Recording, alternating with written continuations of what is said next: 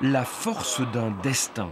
En un seul titre, emprunté à un contemporain du théâtre Charles Dullin nommé Giuseppe Verdi, c'est ainsi que l'on pourrait résumer la longue vie du petit Teatro alla Scala chambérien. C'est un surnom qu'on lui a donné, Petite Scala, parce que l'architecte s'est basé sur les plans de la Scala de Milan pour construire ce théâtre. C'est le modèle que le théâtre de Chambéry a choisi de suivre. Oui. Construit en forme de fer à cheval, comme son illustre frère aîné milanais, ce théâtre dédié avant tout à l'art lyrique est d'abord un lieu où l'on veut voir et se faire voir. Le roi de Piémont-Sardaigne ne s'en est d'ailleurs pas privé. Le roi Charles-Félix et la reine Marie-Christine arrivent le 24 juillet 1824 avec ce rideau en cadeau pour l'inauguration du théâtre. Il a été peint par l'artiste de la cour de la maison de Savoie qui s'appelait Luigi Vacca.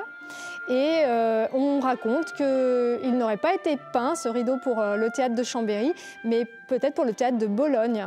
Un miraculé, cet Orphée aux Enfers, un rideau d'avant-scène qui a traversé la vie du théâtre Dullin, sauvé in extremis de l'incendie qui ravagea l'édifice en 1864, avant de subir plusieurs restaurations pour être élevé au rang de rareté. C'est l'un des 4 derniers rideaux de ce type existant encore au monde.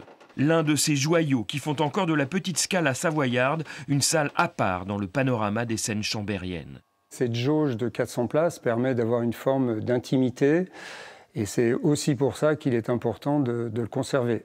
Alors il va falloir le remettre en état puisqu'il est vieillissant malgré tout. C'est un projet ambitieux qui va nous tenir sur plusieurs années.